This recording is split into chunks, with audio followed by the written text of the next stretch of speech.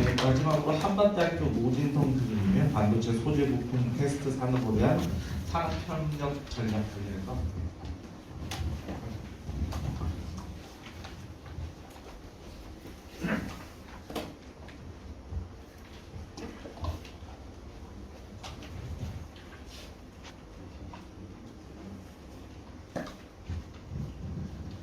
네, 안녕하십니까. 한반대학교 노진성 교수입니다. 네, 오늘 제가 발표드릴 내용은 이제 반도체 소자부품 테스트 산업을 위한 산업협력 전략에 대해서 말씀드리고자 합니다. 사실 전략이라기보다는 이제 우리 학교가 하고 있는 사례 중심으로 이야기를 드릴 거고요. 사실 저는 이제 학교 온 지는 그렇게 오래되진 않았습니다. 그 삼성전자에서 소부장 관련된 업무들을 하다가 사실은 이제 학교 온 지 이제 2년 동안 됐는데 아무래도 그 회사에서 생활을 하다 보니 이제 산업계랑 많이 연관 지어서 일을 하게 됐고 그러다 보니까 그런 접점이 많다 보니까 좀 이렇게 이야기를 기회가 있는 것 같습니다. 우선 반도체를 이야기할 때 먼저 터미놀로지를 조금 이야기 드릴 필요가 있습니다. 사실 우리가 반도체 얘기하면은 이렇게 프로덕트를 주로 이야기하죠. 반도체 제품을 만드는 회사. 제품이라고 하면 디램, 랜드, 로직, 혹은 이미지 센서와 같은 것들을 만드는 회사들을 주로 얘기하는데 사실 그런 프로덕트를 만드는 회사들 말고 그 밑에 굉장히 많은 장비 회사들이 존재하죠. 우리가 전공정만 해도 8대 공정 플러스 MI 공정을 우리가 보통 전공정 얘기하는데 그거 말고도 뒷단에 후공정 및 테스터 포함해가지고 굉장히 많은 일들이 있죠. 또 패키지 공정도 되게 중요한 또 이제 반도체 공정이죠. 그래서 회사에 있을 때도 마찬가지지만 사실은 공정 기술이 티어 1 기술이라고 해서 우리가 그 공정 기술이라고 하면 그 베리 라지 스케일에서의 인테그레이션 이야기하고 있죠. 그래서 이런 인테그레이션 기술들을 통해서 디램 랜드 로직들을 쭉 만들고 있죠. 그리고 그 밑에 장비, 부품, 그 다음 또 빠질 수 없는 게 이제 부품 소재 기술. 부품 소재 기술이라고 하는 것뿐만 아니라 공정 소재 기술 등 다양한 부품 기술도 포함해가지고 사실 반도체의 전체 범위를 꼭 이야기해야 된다고 생각하고 있습니다. 그래서 반도체 로드맵이라고 하는 것은 사실 그 반도체 소자 회사들은 이렇게 IRDS 통해가지고 이런 목표치를 다 가지고 있어요. 2034년까지 누구나 다 돌 수 있고 반도체 디램, 로직, 낸드 같은 경우에는 수직 구조를 갖고 있으니까 그런 것들, 레이어들 이런 것들이 다 목표치를 가지고 있죠. 그 중에 이런 것들을 이제 이 개별 기업들은 공정 마진을 확보하려고 노력하고 공정 마진들을 설계하고 공정을 인테그레이션, 공정 설계를 하고 또 공정 기술을 개발하고 이런 것들을 이제 반도체 회사들이 쭉 하고 있습니다. 근데 앞에도 이야기 들었다시피 이제 더 이상 여기 보면 다 빨간 거잖아요. 그리고 현재도 대부분 노란색이 굉장히 많죠.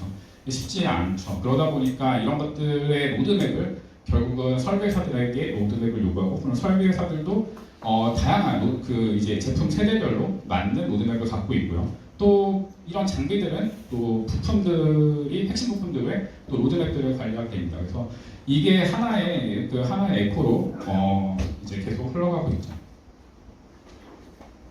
그리고 보다시피 설비와 부품 이제 소재 회사들은 해외 업체들이 많이 있지만 국내 회사들도 많이 있습니다.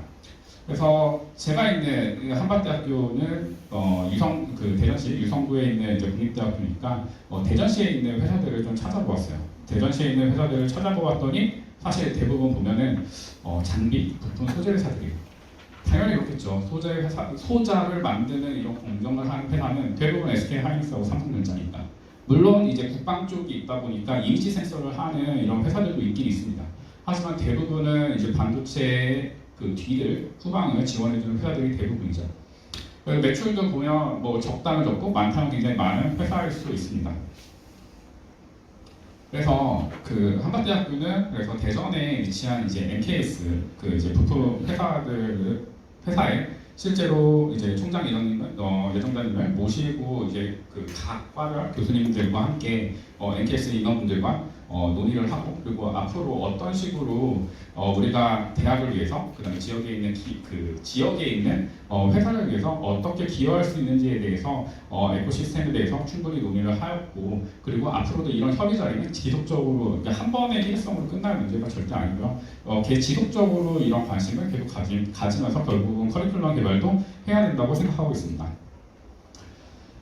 그때 노출됐던 한 가지 예를 보자면 사실 NKS는 매처하고 RF 제너레이터를 만든 부품 회사입니다. 그 이제 매처랑 RF 제너레이터는 뭐냐면 그렇게 우리가 보통 매처라고 하면 이제 플라즈마 그 이제 반도체 공정에서는 드라이 에칭을 하고 있는 플라즈마 에칭을 얘기하고 그 플라즈마를 제어하는 가장 핵심적인 모듈이 매처하고 뭐 RF 제너레이터죠. 그리고 NKS가 그거를 이제 만들고 있는데 그쪽에서 필요한 기술들을 쭉 같이 한번 나열해서 이거를 공학적으로 연결해 보는 거를 생각해 보았습니다. 보시는 것과 같이 반도체 회사인데 여기 보면 반도체 공정에서 배우는 내용들이 아니죠. 대부분이 전자, 소프트웨어도 굉장히 많이 들어가고 그 다음에 기계공학, 뭐 재료공학까지 포함해가지고 굉장히 많은 기술들이 들어가게 됩니다. 이게 하물며 반도체에 드라이 에칭을 하는 애처 설비를 만드는 회사도 아니고 거기에 핵심 부품인 매처하고 RF 제너레이터 만드는 회사임에도 이렇게 다양한 기술들이 들어가게 되는 겁니다.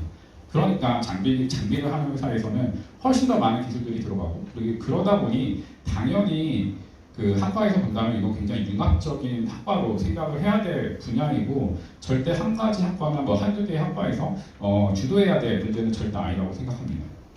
실제 삼성전자에서도 그런 식으로 일을 하고 있고요. 그래서 우리 학교 그 한반대학교의 역량을 보면 일단 뭐 신소재, 전자과, 기계공학과 할 것이 굉장히 많은 학과에서 이미 삼성전자에서 반도체 전공정, 후공정, 소부정 관련된 업무들을 많이 하고 실제로 교육에 참여하고 있는 교수님들이 굉장히 많이 있습니다. 그리고 또 제일 중요한 건 사실 지역 반도체 분야 기업의 니즈를 잘 이해하는 거죠. 그래서 최대한 많은 기업들, 그냥 관심 있어하는, 많은 필요로 하는 많은 기업들과 그런 접점을 많이 만들고 그 속에서 니즈를 최대한 이끌어내는 게 사실 되게 중요한 문제겠죠. 마치 커리큘럼 같은 것들을 개발하는 것 같이 그렇게 되고 또 이제 한밭대학교에서는 또 이런 그 클린 환경 당연히 가지고 있고 물론 공정, 분석 장비 등 그 개별 연구실도 가지고 있고 공동 실험 실습관에서도 이런 것들이 만들어져 있죠. 하지만 물론 이제 기업들이 원하는 수준에서의 그 300mm 웨이퍼 를 핸들링할 수 있는 이런 장비에서 실제로 테스트할 수 있는 이런 부분들은 당연히 그 갖추고 있지는 않습니다. 그래서 뭐 정확하게 300mm 웨이퍼 플랫폼이 아니더라도 300mm 라이트 설비만이라도 충분히 있다면 지역 반도체 분야 그 반도체 분야 기업들에게 충분히 도움이 될 수 있을 거라고 생각하고 이런 것들이 다 모아져서 결국은 한반대학교에서 해야 되는 것들은 결국 반도체 분야 핵심 문제 양성인데 이 핵심 문제라는 게 단순히 학교에 있는 학생들을 길러내서 내보내는 것도 중요한데 지금 지역 기반에 있는 많은 회사들의 재직자 교육 그러니까 비교과 과정 포함해가지고 당연히 고민을 해야 된다고 생각합니다. 네, 발표는 여기까지 마치겠습니다. 감사합니다. 네, 감사합니다.